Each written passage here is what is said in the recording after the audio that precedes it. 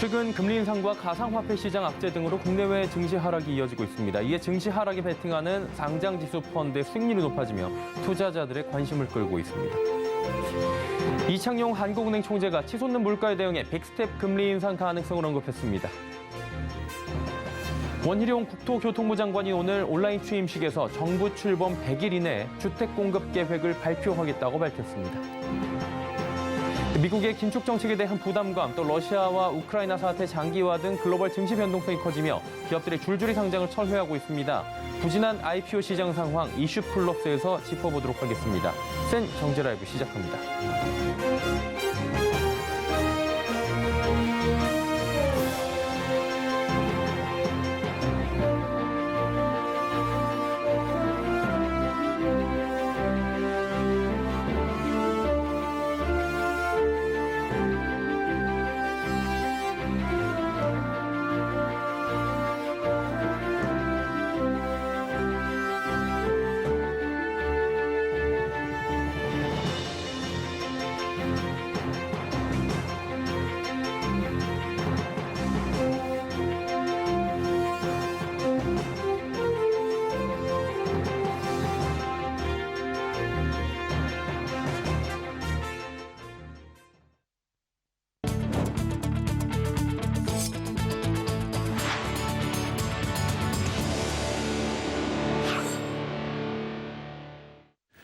시청자 여러분 안녕하십니까? 센 경제라이브 서정덕입니다. 최근 금리 인상과 가상화폐 시장 악재 등으로 국내외 증시 하락이 이어지고 있습니다. 이에 증시 하락에 베팅하는 상장지수 펀드의 수익률이 높아지며 투자자들의 관심을 끌고 있다고 합니다. 윤혜림 기자입니다. 최근 코스피 2600선이 무너지고 뉴욕 증시가 52년 만에 최대 낙폭을 기록하며 닷컴 버블 붕괴 재현 우려의 목소리까지 나오자 증시가 하락하면 수익을 얻을 수 있는 인버스 ETF 상품이 주목받고 있습니다. 특히 이달 13일까지 2분기 동안 나스닥 100 지수가 16.65%, S&P 500 지수가 11.48% 하락하자 해당 지수를 역추종하는 선물 인버스 상품이 각각 23.15%, 16.01% 오르며 수익률 상위권을 차지했습니다. 반면 나스닥 100, S&P 500 지수를 따르는 레버리지 상품 3개의 평균 수익률은 마이너스 31.2%였습니다. 같은 기간 거래량 상위 1위를 차지한 상품은 코스피 200 선물 지수를 2배로 역추종하는 인버스 상품으로 수익률 11%대를 기록했습니다. 증시 하락에 베팅한 투자자는 기관이었습니다. 거래량 상위 3종목의 수급을 조사한 결과 총 4,700억 원어치를 기관이 사들이며 개인이 매도한 금액을 모두 소화했습니다. 다만 증권업계 전문가는 지수를 역추종하는 인버스 상품의 경우 지수 상승 전환 시 손실이 커질 수 있다는 부분을 염두해야 하며 여전히 시장 불확실성도 존재하기 때문에 포트폴리오 다각화 차원에서 미국 소비지표 호조에 따른 글로벌 리오프닝 관련 상품을 눈여겨볼 만하다고 전했습니다. 4월 ETF 자금이 전반적으로 빠졌음에도 불구하고 자금이 최근에 들어온 게 리오프닝 관련된 ETF였거든요. 실적 면에서나 봤을 때나 어떤 이제 자금 흐름에서 봤을 때 이 미국의 리테일 관련된 종목에 투자하는 그런 ETF 이거 정도 좀 추천드릴 수 있을 것 같고. 또한 금융시장 내 변동성이 확대되는 등 시장의 방향성을 예측하기 어려울 때는 보수적으로 변동성이 낮은 ETF에 투자하는 게 좋다고 덧붙였습니다. 서울경제TV 윤혜림입니다. 한국은행이 치솟는 물가에 대응해 기준금리를 한 번에 0.5%포인트 인상하는 이른바 빅스텝 가능성을 열었습니다. 따라서 기준금리 인상 속도가 예상했던 것보다 더 가속화될 것이라는 전망도 나오는데요. 윤다혜 기자입니다. 이창용 한국은행 총재가 빅스텝 금리 인상 가능성을 언급했습니다. 이 총재는 오늘 추경호 부총리 겸 기획재정부 장관과 해동 직후 기자들 질문에 우리나라도 앞으로 빅스텝 금리 인상을 완전 배제할 수 있을지는 판단하기 어려운 상황이라며 앞으로 물가와 성장률 상황이 어떻게 변하는지 좀 더 지켜봐야 판단할 수 있을 것이라고 밝혔습니다. 이 총재는 5월 금융통화위원회에서 보고 7, 8월 경제 상황, 물가 변화 등을 봐야 할 것이라고 말했습니다. 최근 물가가 천장 없이 치솟으며 이 총재의 입장 변화를 이끈 것으로 풀이됩니다. 이미 지난달 물가 상승률은 4.8%를 기록한 상황에서 이번 달에는 5% 선을 뚫을 것이란 전망이 나옵니다. 3분기엔 물가 상승률이 6%에 달할 것으로 보여 기준금리 인상 속도가 더 빨라질 가능성이 커졌습니다. 다음 주 26일에 열리는 금통위는 빅스텝은 아니어도 이 총재 발언으로 금리 인상 가능성이 높아 보입니다. 한은은 이달을 빼도 앞으로 4차례의 금통위를 앞두고 있습니다. 2차례만 빅스텝을 밟아도 한미 간 금리가 역전될 수 있는 상황. 금융시장에서는 한은이 물가를 끌어내리기 위해 기준금리를 연말까지 2.25% 수준으로 올릴 것으로 예상하고 있습니다. 서울경제TV 윤다입니다. 원희룡 국토교통부 장관이 오늘 온라인 취임식을 열고 본격적 업무에 들어갔습니다. 원 장관은 취임식에서 현대판 주거신분제를 타파하겠다며 정부 출범 100일 이내 주택 250만 호 플러스 알파에 대한 공급 계획을 발표하겠다고 밝혔습니다. 설석용 기자입니다. 원희룡 국토교통부 장관은 지난 정부 동안 벌어진 서민들의 부동산 자산 격차를 신분제로 규정했습니다. 그러면서 윤 장관은 서민들의 주거 안정을 통한 현대판 주거 신분제 타파를 약속했습니다. 지난 5년간 주택 가격은 폭등했습니다. 자산 격차는 커졌습니다. 부동산은 신분이 되었습니다. 서민과 중산층의 주거 안정을 통해 나와 가족이 사는 집이 신분이 되는 현대판 주거 신분제를 타파하겠습니다. 문재인 정부에서 펼쳤던 고강도 부동산 규제 방침을 지적하며 규제 완화에 대한 방향도 제시했습니다. 이념을 앞세운 정책으로는 주거 안정을 이룰 수 없습니다. 정책은 철저히 실용에 바탕을 두어야 합니다. 서민의 내 집 마련, 중산층의 주거 상향과 같은 당연한 욕구조차 금기시하는 것은 새 정부의 국토교통부에서는 있을 수 없습니다. 원 장관은 또 정부 출범 100일 이내에 250만 호 플러스 알파의 주택 공급 계획을 발표하겠다면서 수요가 많은 도심 공급에 집중해 집값 안정에 초석을 마련하겠다고 주택 공급 방식을 언급했습니다. 특히 파격적인 재정과 금융 지원, 청년 맞춤형 LTV와 DSR 등 세제 혜택을 통한 청년 지원책을 강화하겠다는 방침을 밝혔습니다. 앞서 인수위에서 논란이 있었던 일기 신도시 등 정비 사업과 관련해서는 규제 완화 등 기존 공약대로 추진할 것을 재차 강조했습니다. 다만 시장 혼란을 방지하기 위해 마스터 플랜을 수립해 질서 있게 실행해 가겠다고 덧붙였습니다. 또 1인 가구 증가, 저출산, 고령화 등 인구 구조 변화에 선제적으로 대응해 미래 주거복지 플랫폼을 만들겠다는 포부도 밝혔습니다. 서울경제TV 설석영입니다. 오는 7월부터는 퇴직연금 가입자가 퇴직연금을 운용할 때 주식형 펀드 등의 금융투자 상품도 적립금의 100%까지 편입할 수 있도록 퇴직연금 감독 규정이 변경됩니다. 지금까지는 원리금 보장 상품 등에 대해서만 100%까지 편입할 수 있었고 주식형 펀드 등의 상품은 70%까지만 편입할 수 있었습니다. 다만 7월부터 시행될 예정인 사전 지정 운용 제도를 통해 운용되는 상품에 한해서만 100%까지 편입할 수 있게 됩니다.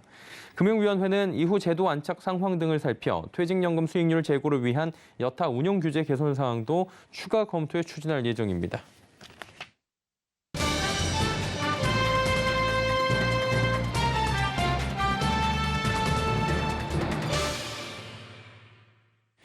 SK쉴더스, 원스토어, 대우로 꼽히던 기업들 줄줄이 상장을 철회했습니다. IPO, 이른바 기업 공개는 무조건 성공이라는 인식이 불과 1년 만에 확실히 깨진 상황인 건데요. 부진합니다. IPO 시장에 대해서 좀 짚어보도록 하겠습니다. 증권부의 최민정 기자 연결돼 있습니다. 나와 있습니까? 네, 안녕하세요. 예, 현대엔지니어링 연초에 상장 철회했고요. 원스토어 최근에 상장 철회하면서 6곳의 기업이 지금 상장을 철회한 상황입니다. 이렇게 중단하는 이유가 어디 있습니까? 네, 미국의 긴축 우려 부담감과 러시아와 우크라이나 사태 장기화 등 글로벌 증시 변동성이 커지며 기업들의 기업 가치를 적절히 평가받지 못하고 있기 때문입니다. 기업 가치 3조 원급의 대어로 평가받던 원스토어는 기관 수요 예측에서 저조한 성적표를 받았는데요. 희망 공모가 밴드를 34,300원에서 41,700원으로 제시했는데 대다수 기관이 밴드 하단보다 더 낮은 25,000원을 적어낸 것으로 알려지면서 상장 철회를 결정했습니다. 세린페이퍼도 비슷한 상황을 겪었는데요. 기관 투자자 수요 예측 때 희망 공모가보다 낮은 금액에 투자하겠다는 기관이 많아 결국 상장을 철회하는 입장을 밝혔습니다. 테린페이퍼 관계자는 이번 IPO 과정에서 기관 투자자로부터 업계 1위로서의 시장 영향력과 친환경 주주 정책 등으로 긍정적인 평가를 받았다며 다만 최근 증시의 변동성과 불안성이 크고 시기적으로 온전한 기업 가치를 평가받을 수 있는 시점에 상장 추진을 재검토하기로 결정했다고 전했습니다. 사실 뭐 따상이라는 그리고 따상상이라는 단어까지 만들어졌었어요. 작년에는 뭐 SK바이오 사이언스부터 해가지고 여러 가지 기업들이 그렇게 잘 갔었는데 분위기가 지금 많이 달라졌거든요. 또 오늘 상장한 대명에너지도 공모가를 하회했다고 하는데 자세한 소식 전해주시죠. 네, 맞습니다. 따상은 공모가의 2배로 시초가가 결정된 뒤 상장한 후 상한가를 기록하는 걸 의미했는데요. 작년에는 국내 증시 환경이 좋으며 따상, 따상상, 심지어 따상상상을 기록하는 경우도 생기며 유행으로 번졌습니다. SK바이오팜은 따상상상, 카카오게임즈는 따상상에 성공하며 투자자들은 기업 공개는 성공이라는 인식을 갖게 됐습니다. 하지만 1년 사이에 코스피가 3,000선에서 2,500선으로 내려오고 글로벌 증시 환경이 좋지 않자 IPO는 성공이라는 인식이 깨지기 시작한 건데요. 오늘 상장한 대명에너지는 개장 직후 공모가를 밑도는 수준에서 거래되더니 9.71% 하락한 13,950원에 거래를 마쳤습니다. 대명에너지 같은 경우에는 한번 좀 조정이 있었는데도 불구하고 오늘 급락이 좀 나타난 것 같고요. 아무래도 IPO 시장이 이렇게 꽁꽁 얼어붙어서 뭐 혹한기다라는 얘기도 있는데 그럼에도 불구하고 흥행에 성공한 기업들이 있다고 하는데 이 부분도 짚어주시죠. 네, 맞습니다. 시스템 반도체 전문 디자인 솔루션 기업으로 알려진 가온칩스와 마스턴 프리미어 리츠가 흥행에 성공했는데요. 가온칩스는 지난 12일 진행한 일반 청약에서 무려 7조 6천억 원의 증거금이 몰리고 2000대 1이 넘는 경쟁률을 기록했습니다. 기관 투자자 수요 예측에서도 최종 공모가를 희망밴드 상단 초과인 14,000원으로 확정 지으며 기업 가치를 긍정적으로 평가받았습니다. 마스턴 프리미어 리츠 또한 기관 투자자 수요 예측에서 1000대 1이 넘는 경쟁률을 기록하며 투자자들의 관심을 끌었는데요. 이에 일반 수요 예측에서 약 6조 원의 증거금을 끌어모았습니다. 증권업계 관계자는 주가 지수 조정으로 인해 IPO 종목에 대한 선별 작업이 진행되고 있으며 공모가 확정에도 변동성이 크게 확대되고 있는 추세라 설명했습니다. 이제 뭐 하반기에도 줄줄이 IPO 할 텐데 뭐 앞두고 있는 주요 기업들은 어디가 있습니까? 네, 연내 상장을 목표로 하는 기업은 소카, 컬리, 현대오일뱅크, 스타컴, 카카오 모빌리티, CJ 올리브영 등이 남아 있습니다. 증권가에선 소카의 기업 가치를 2조에서 3조 원에 달할 것으로 추정하고 있으며 상장 일정이 차질 없이 진행될 경우에는 이르며 상반기 내에 상장할 것으로 전망하고 있습니다. 컬리도 지난 3월 말 상장 예비 심사를 청구하고 결과를 기다리고 있는 상황이고요. 예상 기업 가치로는 4조에서 7조 원으로 점쳐지고 있어 투자자들의 관심이 높아진 상태입니다.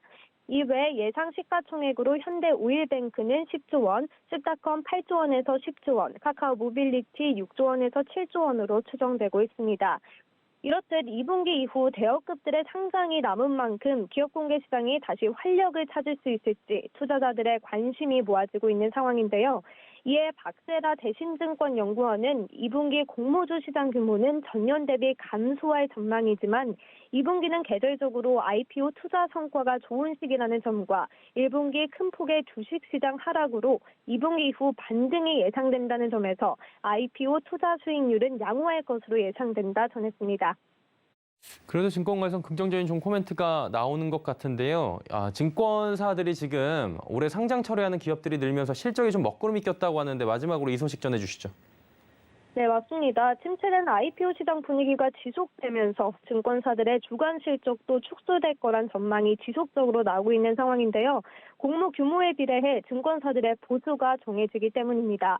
지금처럼 상장을 철회하는 기업이 증가하거나 또 공모가가 낮게 책정되면 증권사들이 가져가는 이익이 줄어들기 때문이죠. 실제 미래에셋증권, 삼성증권, NH투자증권, 키움증권 등 증권사들은 올해 1분기 부진한 실적을 발표하기도 했습니다. 이에 IPO 시장의 축소와 또 변동성이 큰 증시 속에 올해 증권사들의 2분기 실적 또한 부진할 것으로 전망되는 상황입니다. 예, 증권부 최민정 기자와 함께했습니다. 고맙습니다. 감사합니다.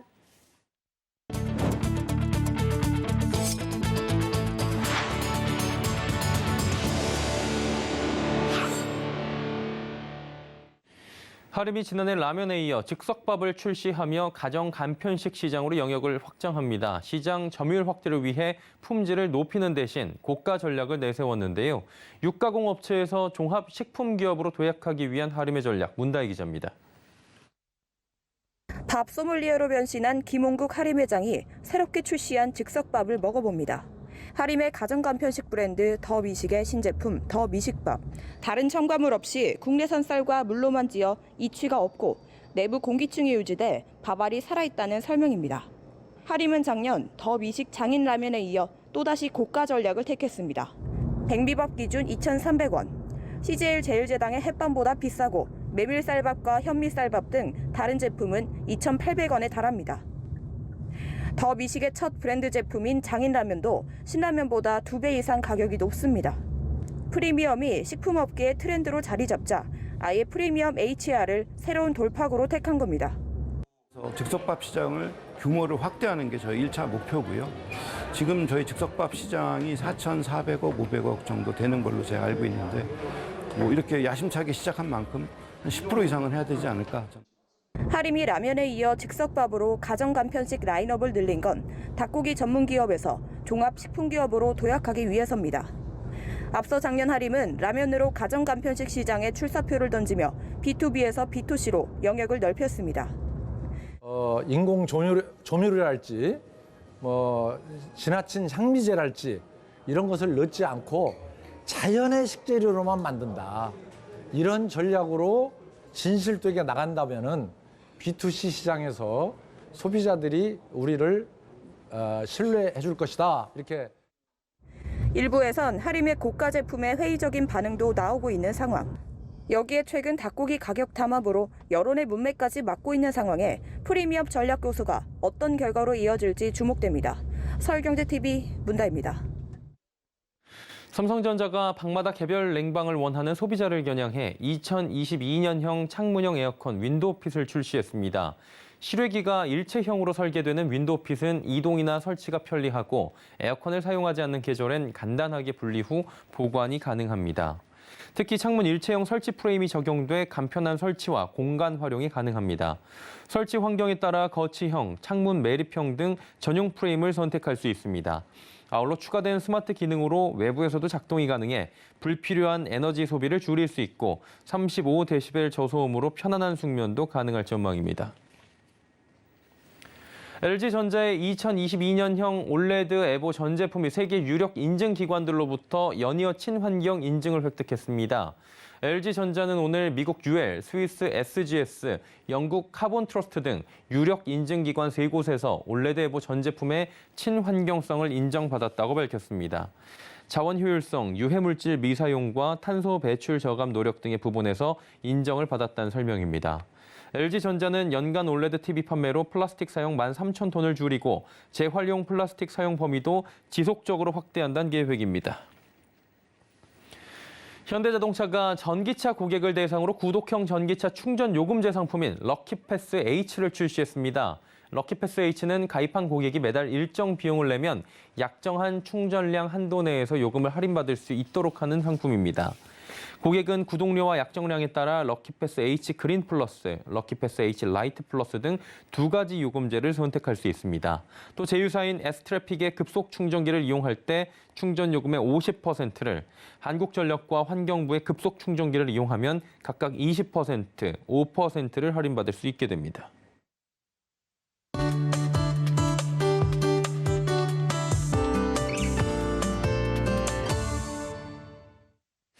우리 국민들의 최대 관심사 중 하나가 바로 부동산입니다. 전문가들에 따르면 앞으로 기후변화가 심각해지면서 부동산 시장에도 많은 영향이 있을 것이라고 하는데요. 또 탄소 배출에 대한 규제가 늘어나게 되면 에너지 효율 등급 등 건물에도 변화가 예상이 되겠죠. 오늘은 기후변화가 부동산 시장에 주는 영향에 대해서 자세히 짚어보도록 하겠습니다. K외대 반기성 센터장 오늘도 함께합니다. 어서 오세요. 네. 안녕하세요. 네, 반갑습니다. 그러니까 기후변화로 인한 문제가 부동산 시장에 영향을 미칠 수 있다. 뭐 이렇게 나오는데 처음에 뭔가 싶었는데 생각을 해보니까 해수면 상승하면서 이제 지형지도에도 좀 영향이 있을 것 같습니다. 어떻습니까? 네, 그렇습니다. 뭐 이제 지금 전적으로 이제 남태평양에 있는 그 섬들 있지 않습니까? 예. 많은 섬들이 해수면 상승으로 물에 가라앉고 있죠. 그렇죠. 자, 이들 나라들은 이제 이것을 해결하기 위해서 다양한 방법을 사용하고 있는데요. 뭐 키리바시 같은 경우는 2014년에 피지에도의 바누 아래부 섬에 약 24제곱킬로미터 면적의 땅을 사들였습니다. 약 10만 명의 국민들을 이주시키기 위해서이고요. 마셜제리의 원주민 중에서 3분의 1이 이미 미국으로 이주를 했고요. 몰디브 같은 경우는 인도와 스리랑카로부터 글로 이주하기 위해서 땅을 구하고 있고요. 투발루는 외국에서 흙을 사다가 섬의 높이를 지금 올리고 있습니다.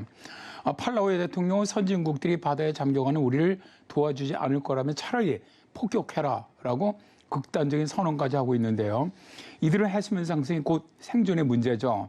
문제는 해수면 상승이 섬나라뿐만 아니라 해안가 도시에도 앞으로 큰 영향을 줄 것이라는 겁니다. 예. 이 컨설팅 업체죠. 맥킨지 앤 컴퍼니가 2월 4일에 전 세계 부동산 시장의 기후위기 영향을 다룬 글이 있었어요. 많은 부동산 업자들이 기후변화를 가장 중요한 안건으로 올렸다. 이렇게 밝혔습니다.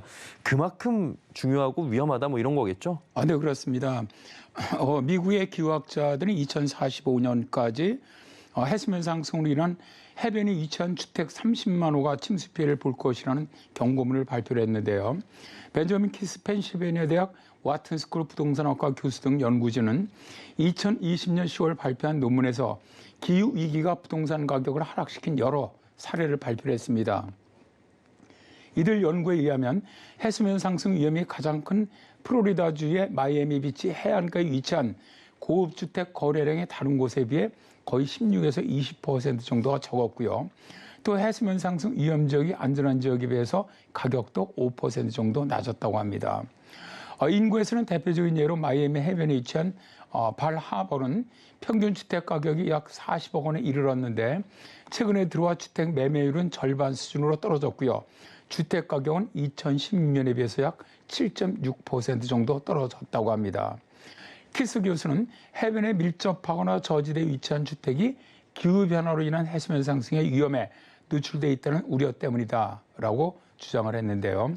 미국의 퀸즈 칼리지 연구진이 2018년 7월 학술지저 도시경제저널에 게재했던 논문 내에서도 뉴욕에서도 2012년 허리케인 샌디로 인해서 홍수 피해를 입은 지역 주택 가격이 2017년까지 최대 8% 하락했던 것으로 관측되었다는 겁니다. 예.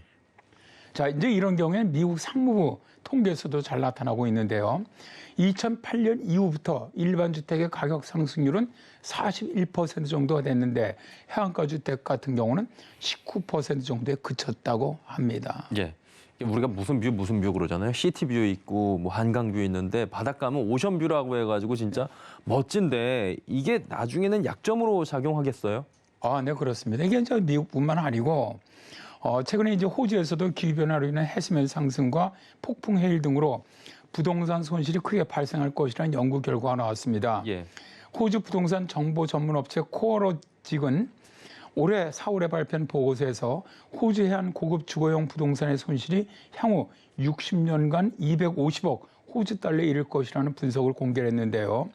보고서에서는 앞으로 수십 년 동안 해수면 상승, 또 침식, 폭풍 해일 등의 영향으로 시드니 북부 해변이라든가 멜버른의 포트 필립, 또 퀸즐랜드의 골드코스트와 유명 해변의 고급 주거용 부동산이 큰 손해를 볼 것이다라고 전망을 했는데요. 예. 자, 이들의 이런 전망의 근거로는 2021년 IPCC의 보고서를 들면서 호주의 해수면 상승은 세계 평균보다 급속하게 상승하고 있다는 것을 들었습니다. 호주 해안가의 단독주택 1,694채와 아파트 9,441채가 기후변화의 고위험군 부동산으로 알려져 있는데요. 앞으로 30년간 해안 지역의 부동산들은 지속적으로 재정적인 손실을 입게 될 것이라고 예측이 됩니다. 예. 그리고 호주의 해안 지역의 부동산에 대한 평가나 대출, 보험료 산정에도 변화가 있을 것이라는 겁니다. 우리나라도 예외일 수가 없고요. 삼면이 바다다 보니까 당연히 관심이 갈 수밖에 없는데 우리나라는 어디가 조금 그러면 위험하다라고 볼 수 있나요? 지금 뭐 거의 예상으로는 남해안 서해안 지역이죠. 그러니까 수도권에서도 경기 서해안 지역, 예. 충청 서해안 지역, 호남 서해안 지역, 예. 또 남해안 지역 이런 지역은 뭐 거의 어느 정도 한 올라온다. 40년 정도만 지난다면 상당히 많은 지역이 침수될 것으로 그렇게 예상이 되고 있습니다. 예. 그러면 대표적인 해수면 상승 지역들에 대해서 조금 설명을 해주셔야 되는데 조금 더 구체적으로 말을 들어볼까요? 자, 일단 뭐 기후변화 데이터 전문 단체인 예. 클라이밋 센트럴에 따르면은 인천 송도라든가 충남 서산 군산 등 서해안 일부가 세기말경에 해수면이 1.1m 정도 상승을 하고 홍수가 찾아올 상황에서 피해가 예상되는 지역이다. 이 지역들이 예. 이렇게 밝혔는데요. 사실 세기 말까지 해수면 상승 1.1m는 유엔 기후변화에 관한 정부 간 협의체가 내놓은 추정치입니다. 그런데 이제 문제는 우리나라 해수면 상승은 세계 평균보다 2배 이상 빠르거든요. 그러니까 실제로 이보다는 훨씬 더 높아질 가능성이 높고요. 또 부산도 침수 피해가 아주 크게 나타날 지역으로 전망이 됐는데요. 부산발전연구원의 연구에 의하면 해수면 1m가 올라간다면 부산 해안 인근에 위치한 주요 관광지 해수욕장이 대부분 침수되고요. 예. 세기말 이전에 슈퍼 태풍이 발생한다면 동부의 73.9%, 강서구의 60%가 침수될 것으로 분석을 했습니다. 우리나라의 경우 해운대나 송도 등 해안가에 이미 너무 많은 부동산을 짓고 있는데요. 머지않은 미래 이들 지역은 해수면 상승으로 상당한 어려움을 겪을 수 있다라고 봅니다. 방파제를 높인다든가 이런 기후변화에 적응을 좀 더 관심을 가졌으면 합니다. 예. 기후변화가 부동산 시장에 미칠 영향들 살펴봤습니다. K외대 반기성 센터장과 함께했습니다. 고맙습니다. 네, 감사합니다.